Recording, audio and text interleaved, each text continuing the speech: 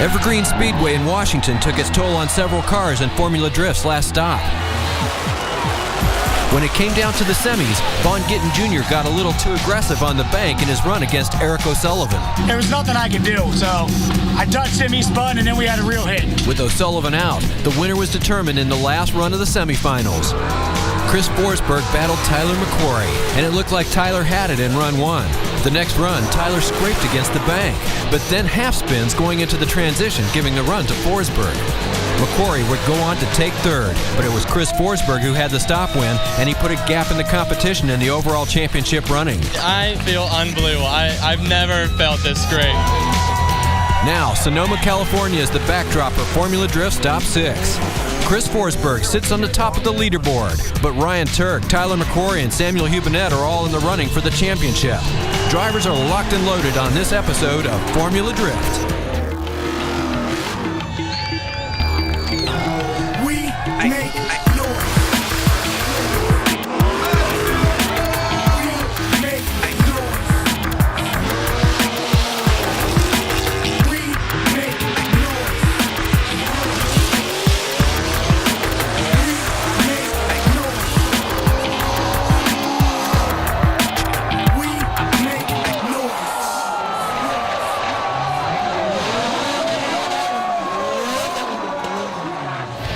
Everybody, and welcome to round 6 of the Formula Drift Pro Championship at Infineon Raceway here in Sonoma, California. I'm Jared Deanna. I'm joined by Ryan Sage. Ryan, we are at the second to last stop, coming out of a great event in Seattle, but I got to say, this is a very pivotal event. Absolutely. I mean, Sonoma can be a dream maker or a dream crusher depending on what driver you are and how well you do here. And today, Chris Forsberg is the lone guy in the top 3 drivers who will be moving on to the top 16. Ryan Turk and Tyler McQuarrie are out. So Vaughn Gittin Jr., Samuel Hubinet, they have a chance to reclaim some points and jump into the top positions as we move into Irwindale.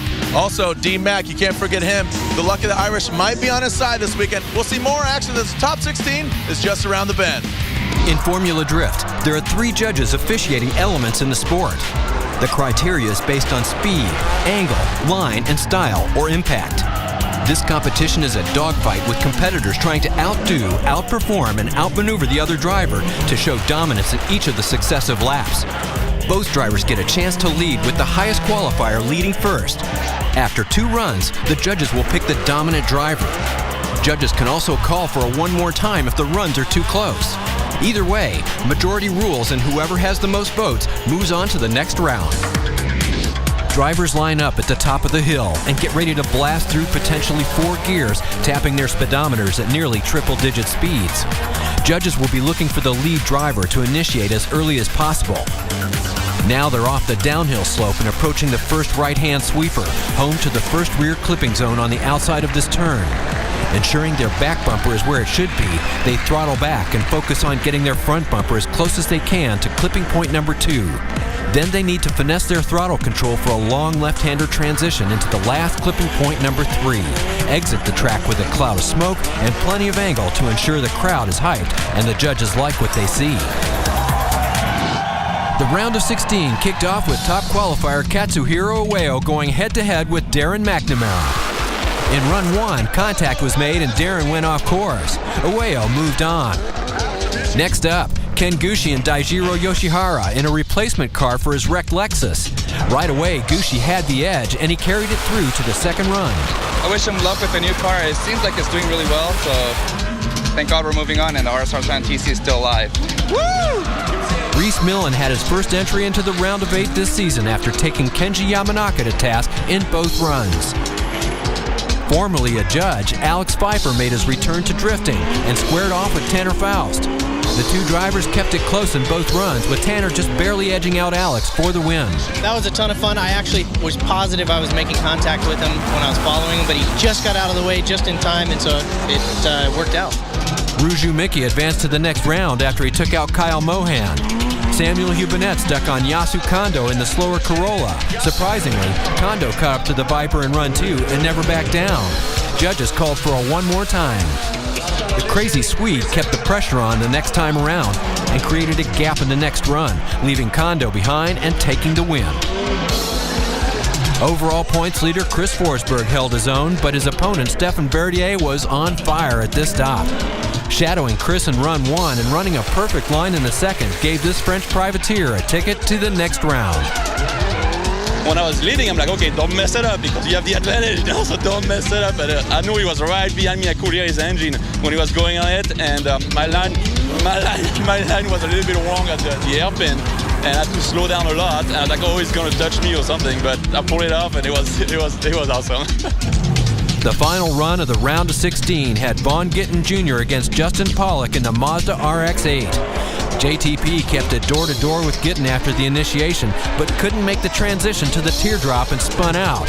Gittin advanced. We got lucky. No, I mean, Justin and I have been talking trash to each other all day. It sucks to take him out, but like we tell each other, when we get on the line, we hate each other. So it is what it is. You better win this. All right, bro. Good run, dude. Good run. Our first battle of the Great 8, Katsuhiro Ueno versus Ken Gushi. Ryan, the judges are asking for more. Well, right, Jared, and Ueno always has the possibility of playing spoiler. Right here, you can see he goes a little bit wide, and Ken Gushi taps him. The judges give fault to Gushi on that, but on the second run, thinking that Ueno is going to take this all the way home, he basically stops drifting right after the hairpin and gives Ken Gushi a little bit more muster going into this. And guess what? One more time. And both these guys in the round of 16 taking out D-Mac and Dai Yoshihara. Well, Ken Gushi historically has some success at this track, and Katsuhiro Ueno, as you can see, crazy. Oh, but way offline. Well, Ueno losing not only his bumper and taking out some cones, he's actually maintaining his drift through the rest of the course. Well, and the judges will allow some of the cones to be hit, but not that dramatically. That is considered the line, the wall. If you go way outside of that, you will be penalized. As you can see, riding shotgun with Ken Gushi, Katsuhiro Ueno swinging way wide out, taking out those cones. Ken Gushi's got to be scratching his head underneath that helmet going, where are you going? Totally going off course, Ryan. Well, Jared, I absolutely love the entry of Katsuhiro Ueno. You got to give him credit for that, but the problem is he went so far offline, and now he's at a big disadvantage. Ken Gushi's leading as he initiates 86 miles per hour, way shallow than what we obviously saw Katsuhiro Ueno doing as they come into what we call the teardrop around that clipping point. A little bit of distance, bringing it in. Yeah, Katsuhiro Ueno trying to catch up to Ken Gushi now, playing it safe as Gushi. Maybe he's got the right strategy here, Jared, as we get towards the end of this run. As you can see, Ken Gushi initiating, Katsuhiro Ueno sucking up to him at that teardrop and door-to-door action right here.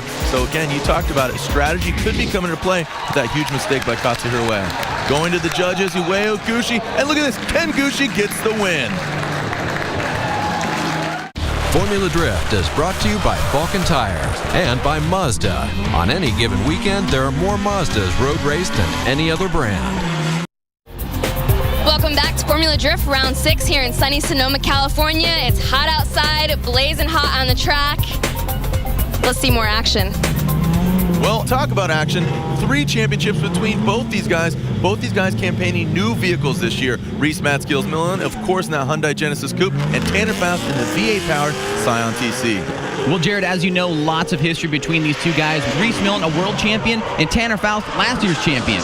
88 miles per hour as they initiate into the sweeping right-hand turn, bringing in the teardrop. Tanner Faust doing a good job chasing here. Yeah, good speed by both competitors. Reese Millen starting to have some separation right now. That loading part of the hairpin causes that a little bit, and now Tanner Faust pouring it on at the end. I definitely spoke too soon as Tanner Faust was chasing him, and then teardrop. You can see up close and personal as Tanner Faust, and then after that teardrop, separation. Reese Millen pulls away from Tanner Goldenchild Faust. Well, now Tanner Faust will get an opportunity to lead, and Jared, you have to wonder, in that hairpin, will he be able to pull out ahead of Reese Millen as Reese did to him? Tanner leading, Reese Millen giving chase. A well-prepared Hyundai vehicle that Reese is driving 93 miles an hour as Tanner leads. That's got to be one of the quickest entry speeds of all day, but Reese Millen is right there, and now you can actually start to see the separation, Jared. There's that separation we're talking about. They were nice and tight on that clipping point, the teardrop, whatever you want to call it. Tanner Faust pulls on the smoke there. So what this is going to come down to is really the judges looking at the other factors, because obviously the speed was a factor outside of the hairpin. How was the line? How was the angle? And who did they think did the best overall? Two very accomplished drivers. Ernie Fixmer one more time. Tony Angelo Faust, and it's official. Tanner Faust gets the win. Our third heat of the Great 8, Ruji Miki versus Sam Hubinette. Both competitors having amazing years, especially Ruji Miki, who came off